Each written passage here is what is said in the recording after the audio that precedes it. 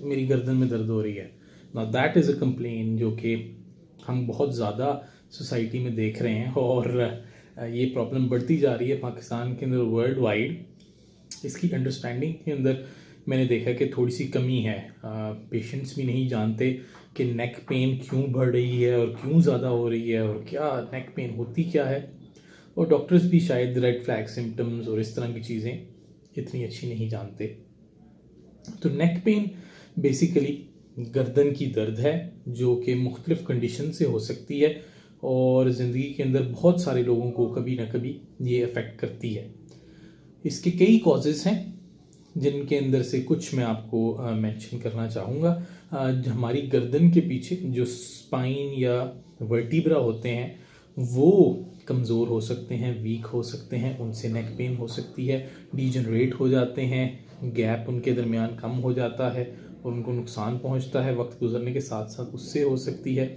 जो डिस्क हमारी वर्टिब्रा है उनके दरमियान, उसकी डीजनरेशन टाइम के साथ होती जाती है और जितना हमारी एज बढ़ती है वो वर्स होता है। तो ये अमूमन जिनको होती है प्रॉब्लम, वो एक तरह से देखने में, यानी मोबाइल नीचे करके देखने में या टीवी एक पर्टिकुलर एंगल में पोज में देखने से ये पेन जो है ना वर्स होती है। ओल्ड एज होती है और पर्टिकुलर पोजेस के अंदर ये वर्स होती है। और कुछ लोग जो बारीकी का काम करते हैं, अपनी गर्दन को एक पर्टिकुलर पोज में रखते हैं, वो इसको वर्स कर सकती है।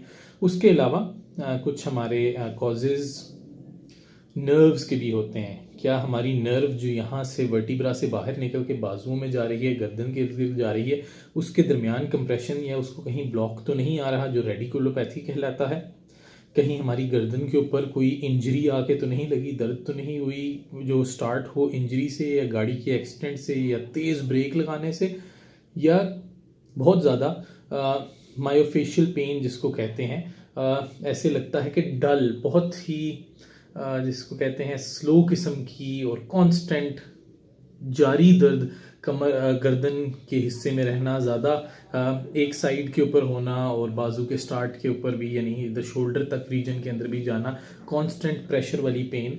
तो ये डीप पेन जिसको हम कहेंगे, ये भी अमूमन होती है। उसके अलावा हमारी जो स्पाइनल कॉर्ड गुजर रही होती है वर्टिब्रा के दरमियान से, उसके अंदर स्पाइनल कैनाल के अंदर अगर प्रेशर आ जाए तो ये भी हमें गर्दन की दर्द क्रिएट कर सकता है, और इसको इवेल्युएट करना बहुत इंपॉर्टेंट होता है।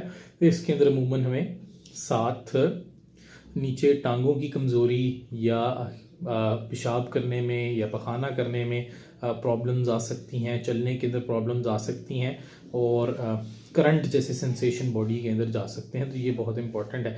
हमने डिस्कस किया था जो नर्व्स की पेन होती है उसके अंदर अमूमन अपने ऊपर वाले जो हिस्सा है, बाजू हैं, उनके अंदर या दर्द हो सकती है या सुन्न हो सकते हैं एक पर्टिकुलर रीजन के ऊपर। लेकिन जो कैनाल की होती है उसके अंदर टांगे ज़्यादा अफेक्ट होती हैं, और ऊपर बाजू भी हो सकते हैं, लेकिन टांगे और ब्लैडर और बावल और ये कंट्रोल जो है वो इन्वॉल्व होता है। उसके अलावा वेरियस कॉजेज़ हमारे पास होते हैं अमूमन, कैल्शियम की कमी से, D3 की कमी से, विटामिन डी की कमी से, और B12 की कमी से भी ये प्रॉब्लम आ सकती है। इन्फेक्शंस हो सकती हैं, खुदा न खास्ता कैंसर हो उससे भी प्रॉब्लम हो सकती है। टेंशन हेडेक जो हमारी सोसाइटी के अंदर बहुत कॉमन है, उसके बाद भी बहुत सारे लोगों को या उसके साथ गर्दन दर्द हो सकती है, तो हम साइकाट्रिस्ट के पास जाते हैं, वो टेंशन हेडेक या न्यूरोलॉजिस्ट के पास उसका इलाज करते हैं, तो उसके साथ साथ हमारी ये भी इम्प्रूव हो जाती है।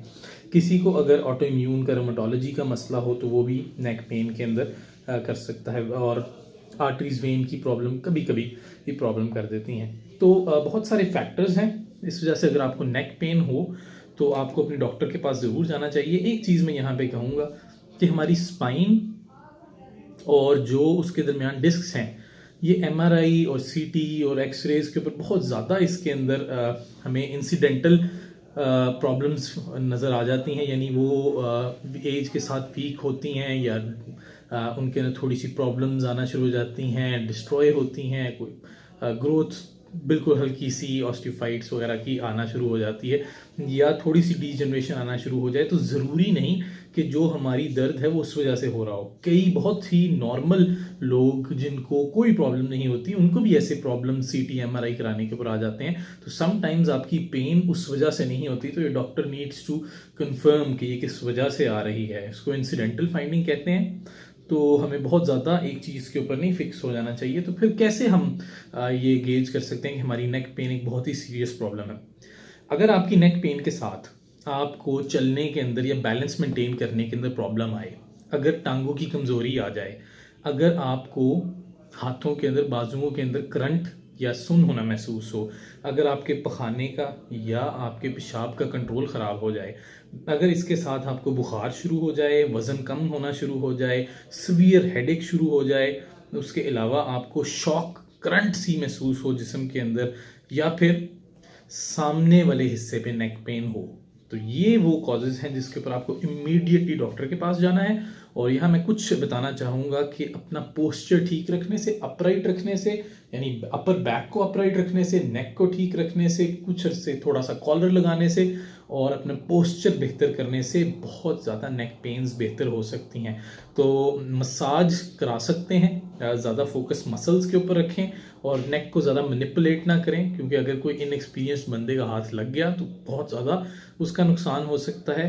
पेन किलर्स बहुत ज़्यादा ना लें, अवॉइड करें अनलेस के रियली नेसेसरी। किडनीज के ऊपर इफेक्ट कर सकते हैं, लिवर के ऊपर इफेक्ट कर सकते हैं।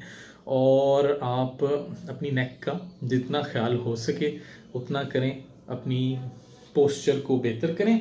और मोबाइल बजाय कि आप नीचे बैठ के इस तरह गर्दन आगे करके देखें, आप उसको सामने रखें अपने और एंगल को अपना बेहतर करें, तो होपफुली इम्प्रूवमेंट आएगी। नेट के ऊपर सर्च कीजिएगा good pillow and good sleeping habits, वो भी आपकी नेक पेन को इम्प्रूव करने के अंदर काम कर सकती हैं। तो any questions you can ask in the comments. YouTube पे चैनल सब्सक्राइब करें, शेयर करें वीडियो, ताकि मैक्सिमम लोगों का फ़ायदा हो सके। और यही मकसद है इस सारे प्रोसेस का।